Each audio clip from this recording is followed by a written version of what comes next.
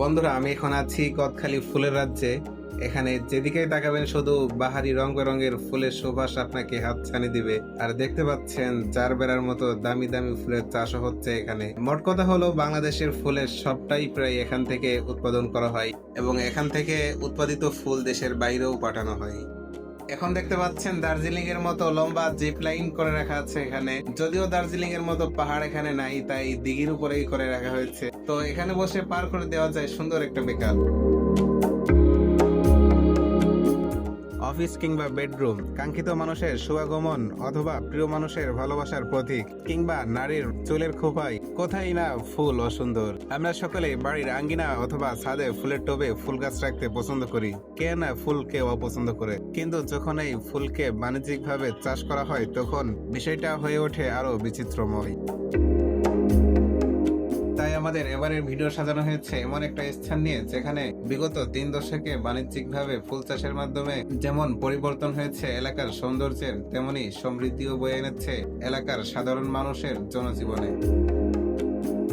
বন্ধুরা, আপনারা অনেকেই হয়তো এতক্ষণে বুঝে গিয়েছেন আমি এখন আছি যশোরের গদখালিতে। এই ভিডিওতে তুলে ধরবো গদখালিতে কিভাবে আসবেন এবং কোথায় কোথায় ঘুরবেন।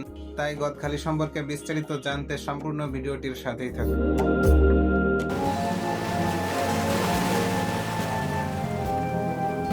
1982 সালের শেষ লগ্নে যশোর জেলার ঝিকরগাছা উপজেলার শের আলী সর্দার ভারতীয় বণিকের কাছ থেকে বীজ সংগ্রহের মধ্য দিয়ে এ অঞ্চলে সর্বপ্রথম বাণিজ্যিকভাবে ফুল চাষের সূচনা করে। প্রথমে তিনি 30 শতক জমিনে ফুল চাষ করলেও পরবর্তীতে এর জমির পরিমাণ বেড়ে দাঁড়িয়েছে 2026 সালের তথ্য মতে 1200 থেকে 1500 হেক্টর পর্যন্ত।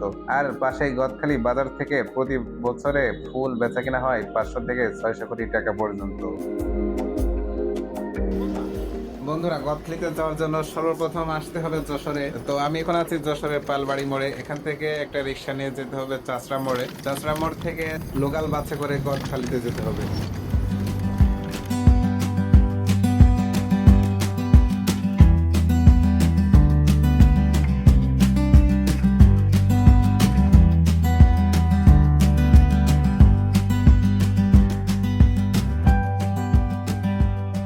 গদখালি বাজারে এসে নামতেই দেখা মিলল এমন টাটকা গোলাপের, যা মাত্র ওই ক্ষেত থেকে তুলে আনা হয়েছে।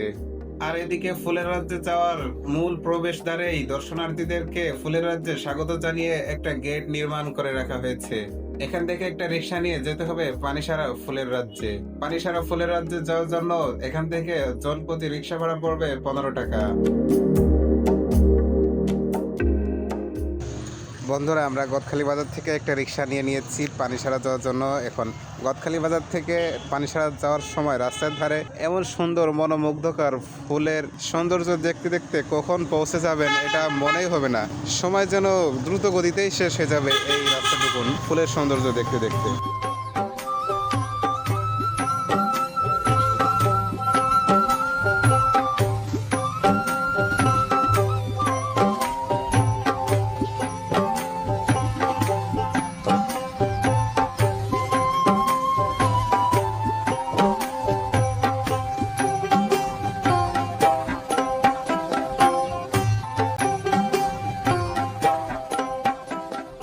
আমরা এতক্ষণ এসে পৌঁছেছি পানিসারা ফুলের রাজ্যে। এ পাশের দিকে কয়েকটি পার্কের আদলে সাজানো স্থাপনা আছে, এদিকে আমরা একটু পরে ঢুকবো। যেহেতু এসে পৌঁছেছি একদম গোধূলি বিকালের শেষ লগ্নে, এজন্য আমরা প্রথমে ক্ষেতের দিকে যাব। এখানে কি শুধু ফুলেরই চাষ হয় নাকি অন্যান্য ফসলেরও চাষ হয় এগুলো জানবো। বর্তমান সময়ে ফুলের চাষ কেমন হচ্ছে, মাঠের অবস্থা কেমন, এ সকল বিষয় জানার চেষ্টা করব।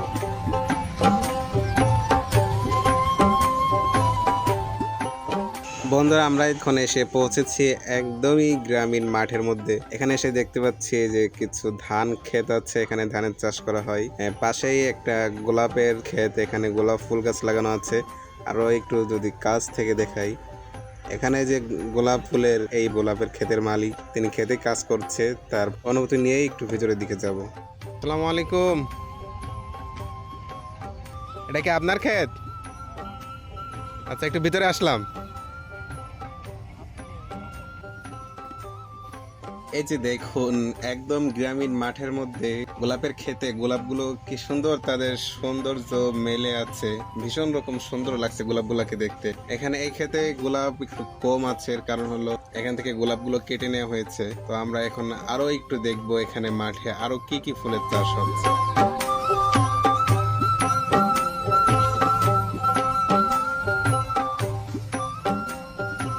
বন্ধুরা, এদিকটাতে গাঁদা ফুল এবং কসমস ফুলের সুবাস আপনাকে মাতোয়ারা করবে। আর পাশে দেখতে পাচ্ছি একটা জারবেরা ফুলের চালাঘর। জারবেরা ফুল অনেক শৌখিন, তাই এগুলাকে অতিরিক্ত রোদের তীব্রতা থেকে এবং শীতকালে কুয়াশার থেকে বাঁচানোর জন্য এরকম চালাঘর করে রাখা হয়। তো আমরা একটু জারবেরা ফুলের চালাঘরের ভিতরে ঢুকবো। এখন আমি আছি জারবেরা ফুলের সেই চালা ঘরের ভেতরে। তো এখানে দেখুন ফুলগুলাকে কত সুন্দর লাগছে। এই চালা ঘরের ভিতরে এরকম সৌন্দর্য লুকানো থাকে তা বাইরে থেকে বোঝা প্রায় অসম্ভব।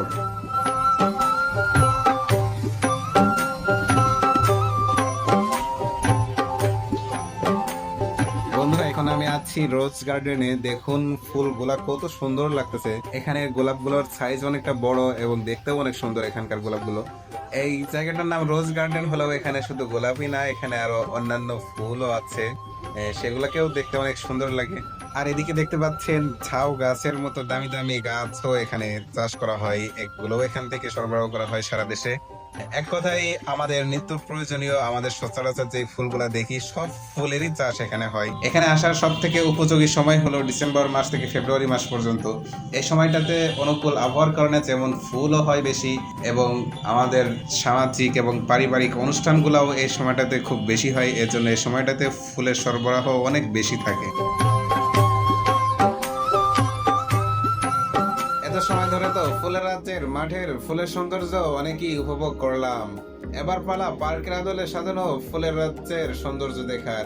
এখানে বেশ কয়েকটা পার্ক থাকলেও আমরা বেছে নিলাম মনোরা ফ্লাওয়ার পার্ক, যার প্রবেশ মূল্য জনপ্রতি 50 টাকা করে। সময়টা বিকাল গড়িয়ে সন্ধ্যা লাগোয়া ভাব। এমন সময় আমি প্রবেশ করলাম মনোরা ফ্লাওয়ার পার্কের ভিতরে। পার্কের ভিতরে প্রবেশ করতেই চোখে মিলল লম্বা ঝর্ণার সারি। এই গধূলি সন্ধ্যায় ঝর্ণার সারির নিচে প্রজাপতিগুলো যেন ডানা মেলে সবাই সন্ধ্যার সময় ঝর্ণা উপভোগ করছে। এমন সুন্দর দৃশ্য দেখে মনটা যেন মুহূর্তেই প্রকৃত ঝর্ণা ছোঁয়ার স্বাদ নিতে ব্যাকুল হয়ে উঠল। বন্ধুরা, আমি যে এখন প্রবেশ করছি সেই মনোরা ফ্লাওয়ার পার্কের ভিতরে।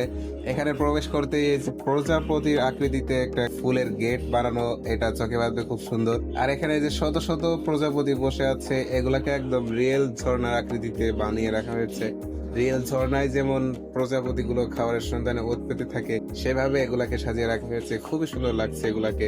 আর পাশেই এটা হচ্ছে বাচ্চাদের খেলার জন্য বেলুনের ঘর। বাচ্চাদেরকে সাথে নিয়ে আসলে এখানে ছেড়ে দিবেন, এখানে তারা খেলা করবে, খুবই সুন্দর, তারা আনন্দ করতে পারবে এখানে।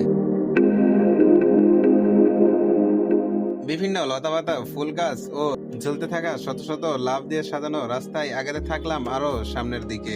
সামনে গিয়ে দেখা মিলল আরো একটা কৃত্রিম ঝর্ণা, আর তার পাশে ছিল ছবি তোলার জন্য বাংলার ইতিহাসের ঐতিহাসিক কিছু নিদর্শন।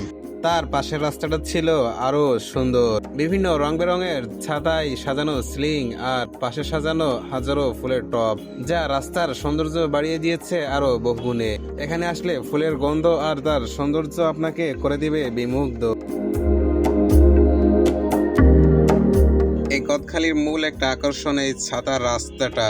উপরে বিভিন্ন রং বেরঙের ছাতাদের ছাউনি দেওয়া, আর পাশে ঝাউ গাছ এবং বিভিন্ন ফুলের গাছ। এই রাস্তাটা অনেক সুন্দর। আর এই রাস্তা থেকে সামনে চলে গেছে আরো দুইটা গেট। একটা হচ্ছে লাভ ডিজাইন আর ফুল দিয়ে সাজানো। এখানে দেখতে পাচ্ছেন যে ফুলগুলা, এগুলা একদম ন্যাচারাল অরিজিনাল ফুল। অনেক জায়গায় প্লাস্টিকের ফুল দিয়ে সাজানো থাকে, এখানে মোটেও কোনো প্লাস্টিকের ফুলের ব্যবহার নেই, সবগুলোই একদম অরিজিনাল। আর এর পাশে আরেকটা রাস্তা গিয়েছে, ওইটা হচ্ছে আবার প্রজাপতি দিয়ে গেট বানানো। এগুলা যেমনটা আপনারা একদম এই পার্কের শুরুতেই দেখেছেন প্রজাপতি আকৃতির গেট, এখানের গেটগুলা আরো বেশি সুন্দর। আর সামনের দিকে দেখতে পাচ্ছেন মাটির ডিবি করে একটা পাহাড় মতো করে রাখা আছে। ওই পাহাড়ের উপরে গিয়ে একটু দেখাবো উঁচু জায়গা থেকে পুরা পার্কটাকে দেখতে কেমন লাগে।